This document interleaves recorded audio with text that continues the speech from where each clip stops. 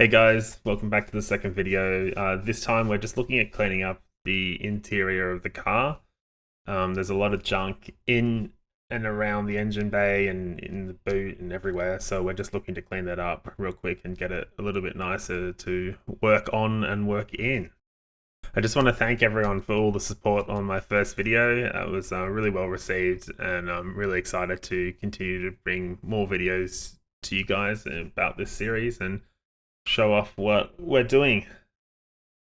In the background right now, you can see I'm actually taking out the original floor mats for the car. I've actually got all four. They're a bit hard and I don't know if they'll really be very usable, but it's pretty nice to have all four of those. Adds a little bit of a bonus. Pez goes absolutely berserk every time he sees the vacuum cleaner around. He just, ever since a little puppy, just attacks it. So here he goes.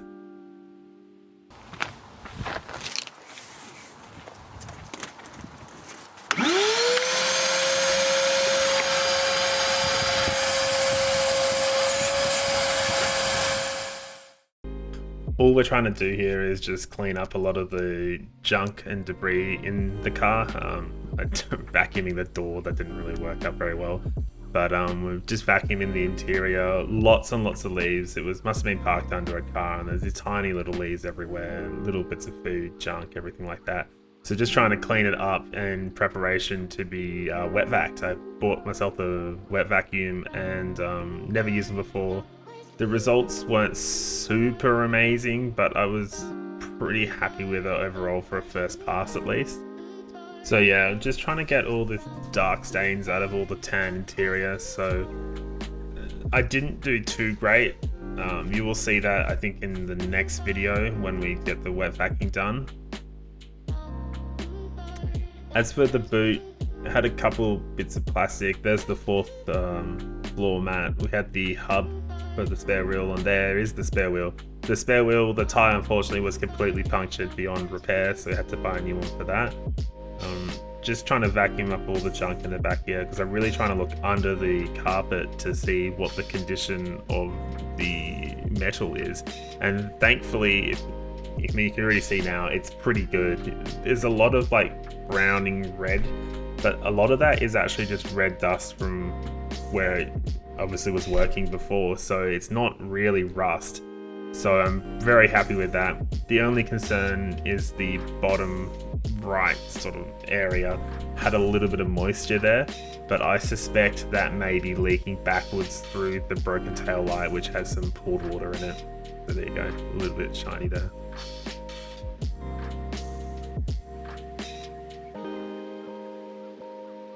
Yeah, so we got all the carpet back in, nice and clean. So you can see up the top here, this is all the seals that have just like leaves and nuts and everything with it, so I need to clean that all out. The engine bay, I didn't really get like the best footage of it, but it's just absolutely filled with leaves and dirt and whatnot. Here inside, there's all sort of leaves in there. There's absolutely no airflow in there. So yeah, that was my next idea. I wanted to try and clean out the engine bay and get off that little scoop at the front there and empty that all out, which ended up taking a lot longer than I thought. There was just so many crevices and whatnot where there were leaves and this and that and whatnot. So just wanted to get that all out before going at it with a hose later on. I'm not going to be cleaning out the engine bay with any water or soap at this point in the project. I just want to focus on emptying all the junk and debris from inside the engine so I can sort of have a better look around and see what needs to be done. The next step here was to get off that windscreen cowl, which actually by the end of it ended up being a little bit more of a hassle than I thought it originally would be. The windscreen wipers were a bit stubborn and I was kind of scared of breaking anything on this car. Everything's kind of brittle. So here I'm just taking off the nut to get that off, sort of struggling. So then after getting this nut off, I just tried to rip off the windscreen wiper and it just wouldn't come off. So it's just sort of like the introduction to this part you'll see a lot where I don't know how to do something, so I have to resort to going to YouTube or Googling it until I get the answer.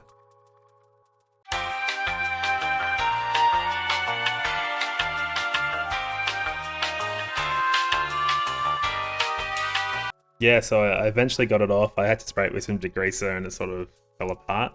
So now we're taking off the cowl. So you want to do a bolt there and there. There's one in the middle which I haven't got recorded right now, but I think I've got a video of it putting it back together again. So I'm having my first little look underneath it, and there's a lot of junk in it. So I'm really happy that I ended up taking it off and sort of just vacuum cleaning it all up with my little vacuum there.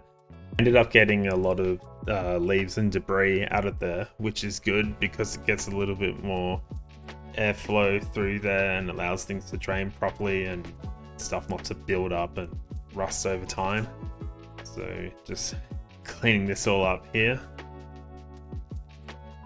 I didn't have it recorded, but there was a little like grill above the blower motor which had slid out of space over time. I didn't actually rip the plastic off to check inside, but I just put that grill back in place and sort of hope it doesn't move too much, although knowing my luck it probably will, so I'll have to do something to secure that in the future. So it's looking great, I'm feeling really good, and then I have to go and put it back together.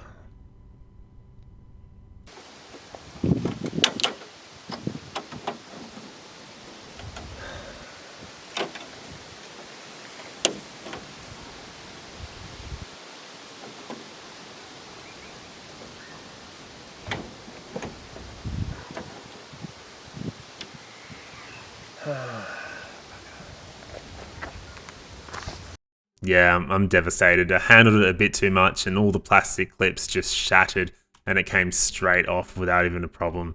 So yeah, not too happy about that one. We managed to get the windshield cowl back on though, and that's just as simple as lining it up into place, tightening this one, the middle one, and then lastly the one on the right. In this point in the afternoon, it was actually getting pretty late, so I decided to call it quits after putting this back together. So that's actually all the content I've got for this video. Next episode, I take the two front chairs out, turn my hat backwards, try using the wet vac, install some secondhand indicators, and put the two front chairs back in. Pairs attack to the vacuum again, and I try fix the rear passenger side lock. Thanks for watching, guys. I hope the pacing of this video was alright, because nothing that I'm really doing is super cutting edge or anything really insane. I just wanted to keep you guys updated with what I'm doing. Stick around, we'll have some more videos out shortly. As a little outro, I accidentally lowered the driver's side window, and I wasn't sure if the electronics in the window were actually going to be enough to raise it back up, so this was a very tense moment for me.